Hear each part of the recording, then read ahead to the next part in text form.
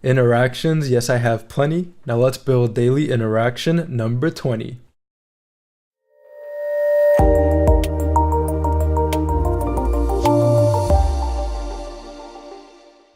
Hey, what's up everyone? John with WebDev for you, and welcome to the Daily Interaction series, where every weekday we build a new interaction or animation in Webflow.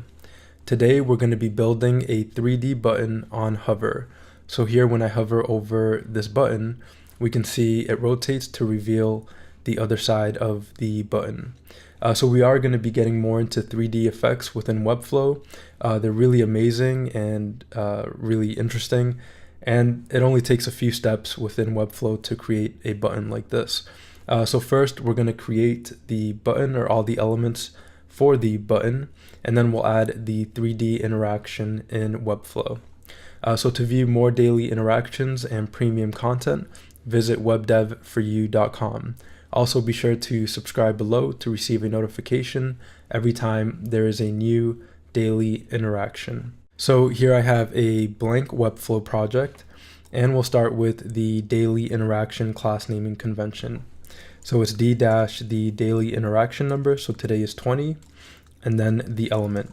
So every element on this site will have a d-20 in front of it, and this is for consistency purposes and so that we know we're working with daily interaction number 20. All right, and the first thing I'll do here is add a section. So I'll add an element, I'll add a section, and I'll give this section the class name d-20 section. And I'll give it a height of 100 VH, so it spans the full height of the viewport, and it will be the full width as well. I'll scroll down to background. I'll give it a background color of black, and I'll go up to display setting, set it to display a display setting of flex and horizontal and justify center and align center. So anything I place within this section will be in the center. So the next thing I want to do is add a div block. So I'll add an element, I'll add a div block, and I'm going to name this div block d-20 button wrapper. So there's actually going to be like two buttons inside of this wrapper, and that's what's going to allow us to create that 3D effect. Okay, so for this button wrapper, I want to set it to a position of relative because we are going to have absolute position divs inside of this wrapper. So by setting it to relative, anything inside of it will be relative to it, and those absolute position divs won't be relative to, like, let's say the section or some other parent element. So I do want it to be relative to this button wrapper. And also for the width and height, we want to set it here. So for this button, I'm going to set a width of 300 pixels and a height of 100 pixels there. It's a bit big, but just for demonstration purposes, I'm making it a bit larger. So there we have the button wrapper. So now I'm going to place absolute position divs inside of this button wrapper.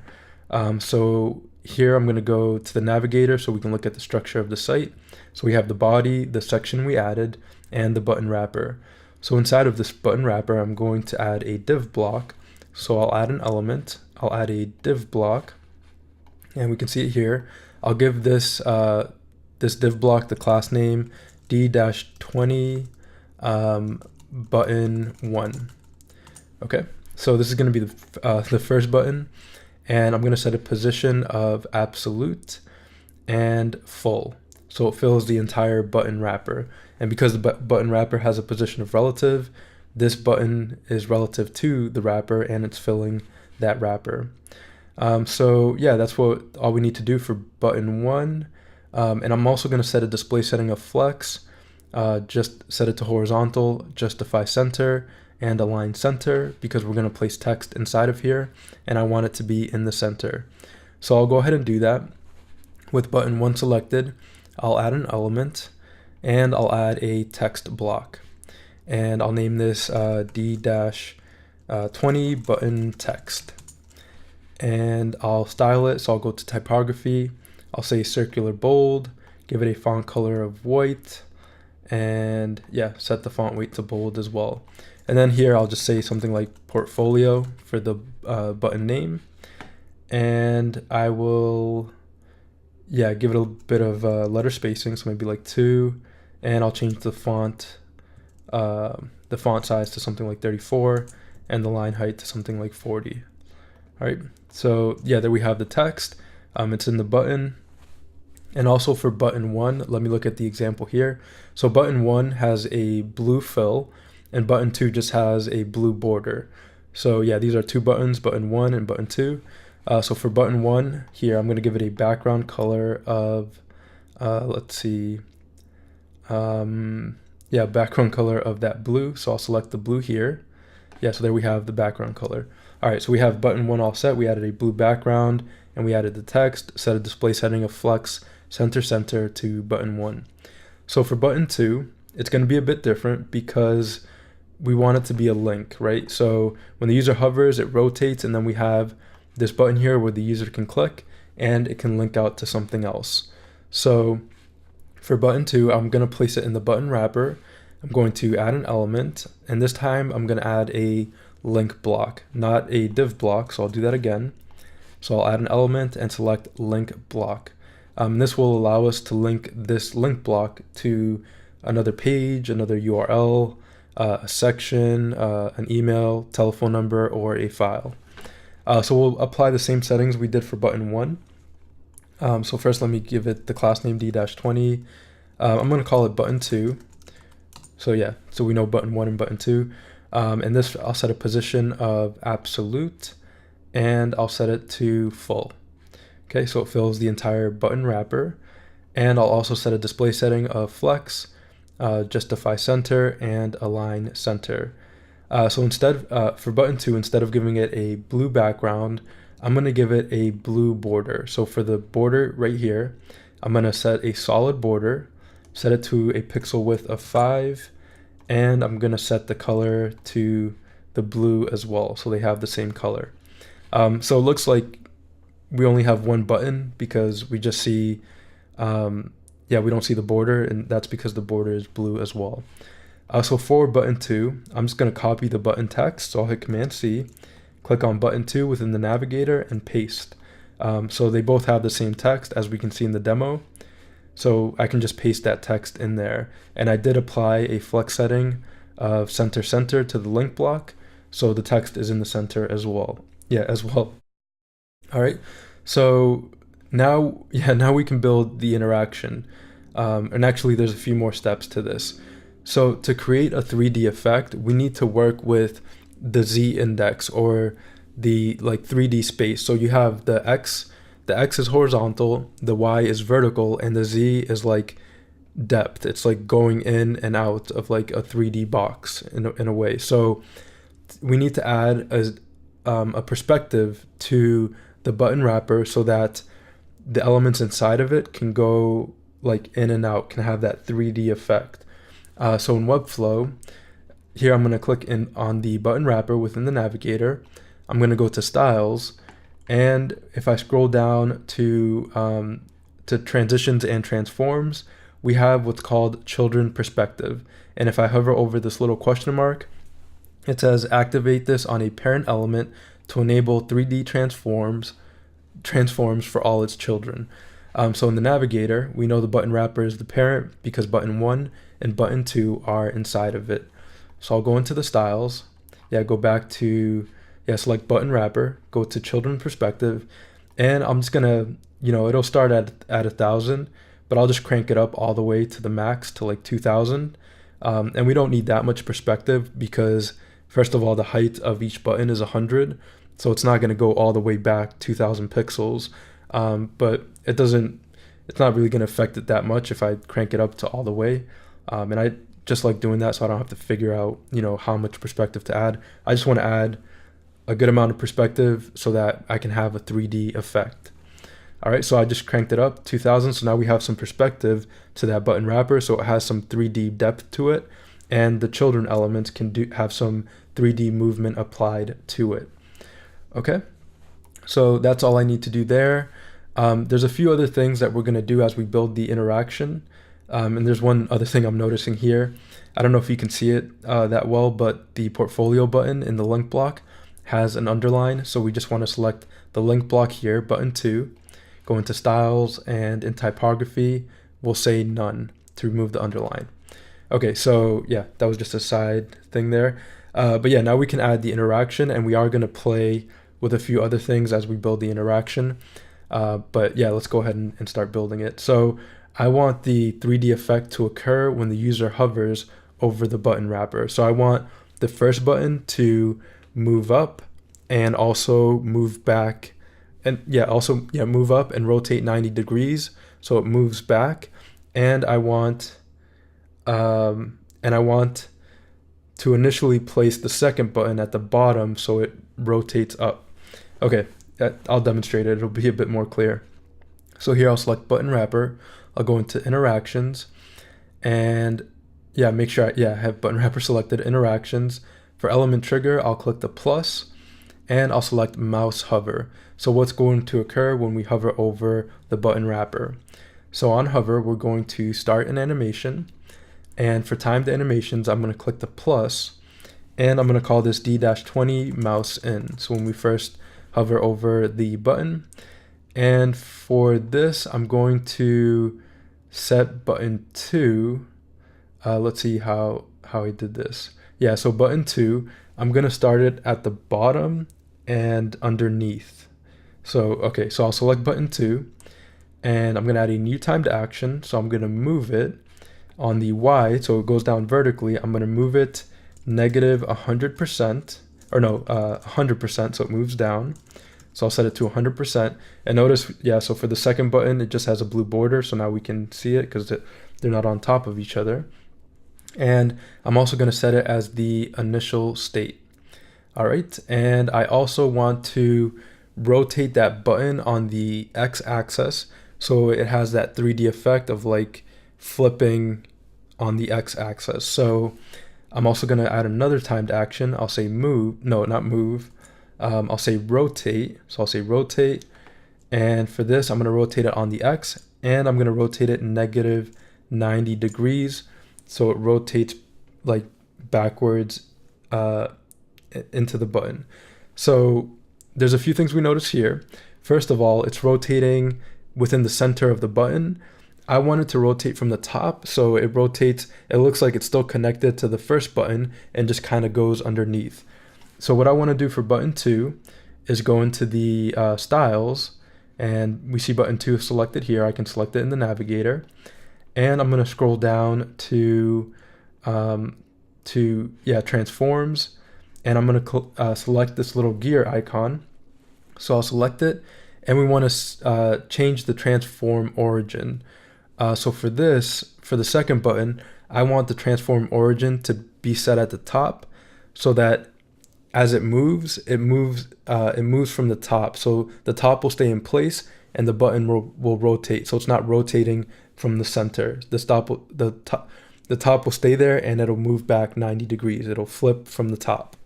Okay, so I'll set the transform origin to the top by selecting this button here, and let's go back into the interaction. So I'll select button wrapper, go into the interaction, and now let's take a look. So we can see that that button 2, we don't see it, and yeah, because now it's rotating from the top and it's just flipping backwards on the x-axis. All right.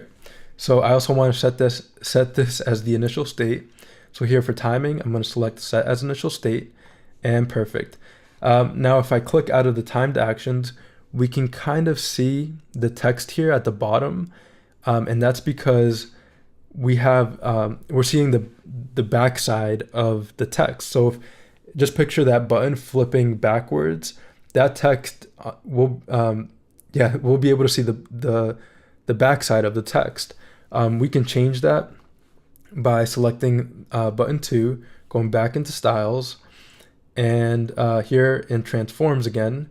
Here for backface, we'll set backface visibility to hidden, so we don't see the backside of the element. So if it flips, we see the backside, so we can disable that so that it doesn't affect the visual aspect of the button. We don't want to see the backside of button 2 because it just looks weird. We don't need to see how it looks when it's underneath the first button.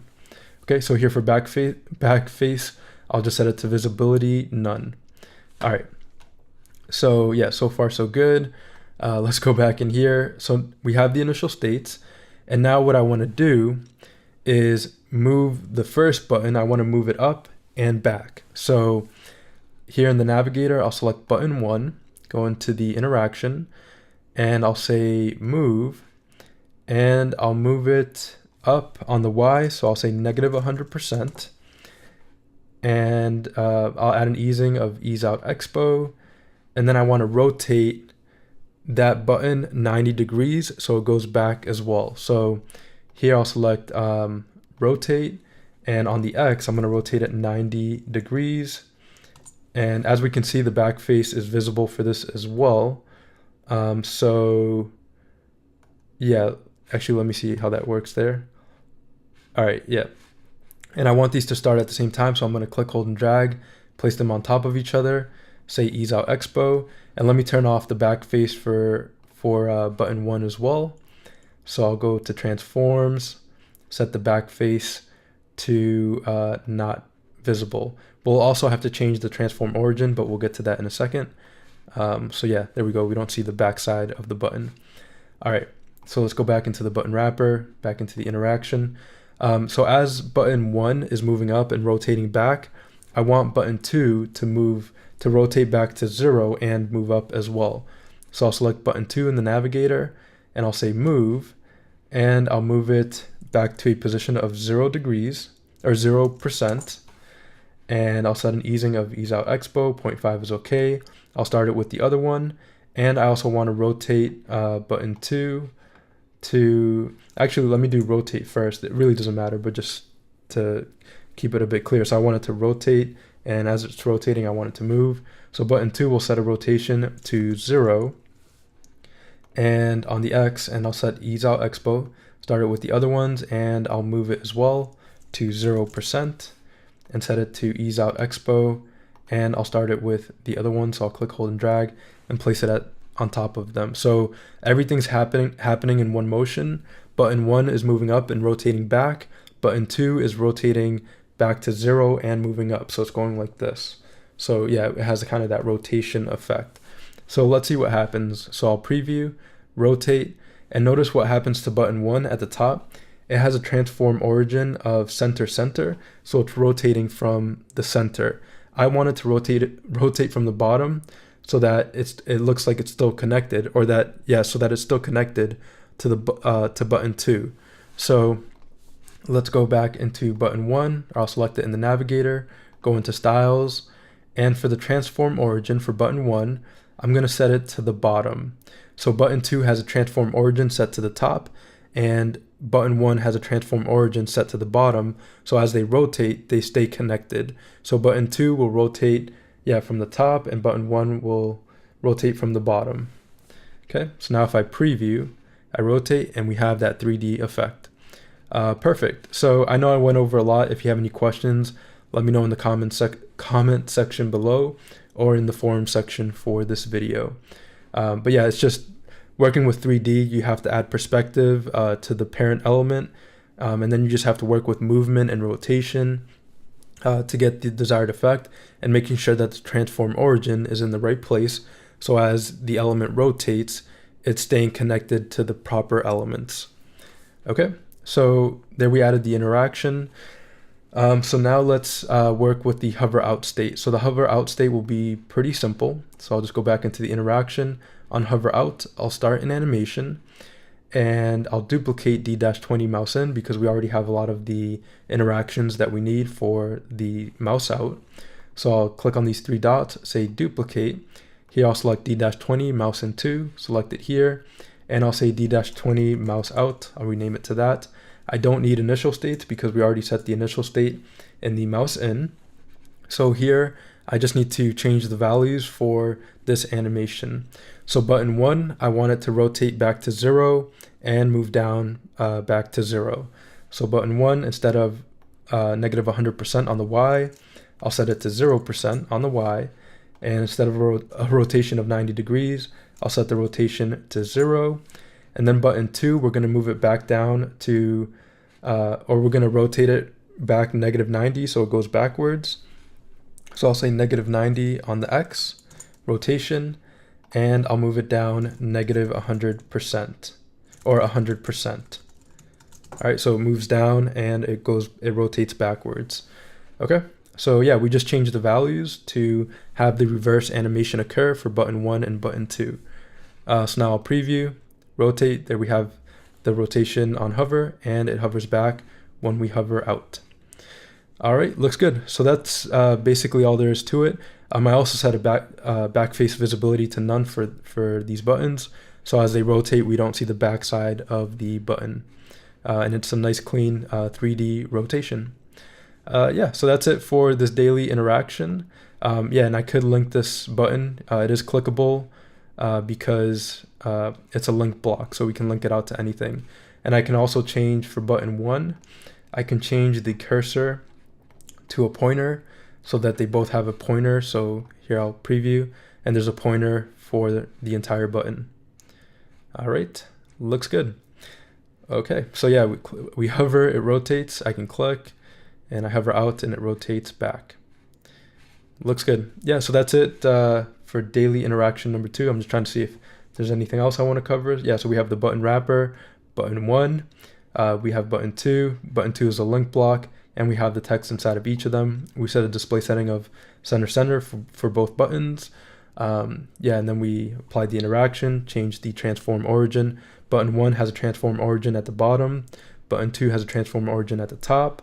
The button wrapper has a perspective applied to it right down here, so that the children elements can have that 3D effect. And then we just rotated and moved elements within the interaction. All right, looks good. So yeah, here's the example.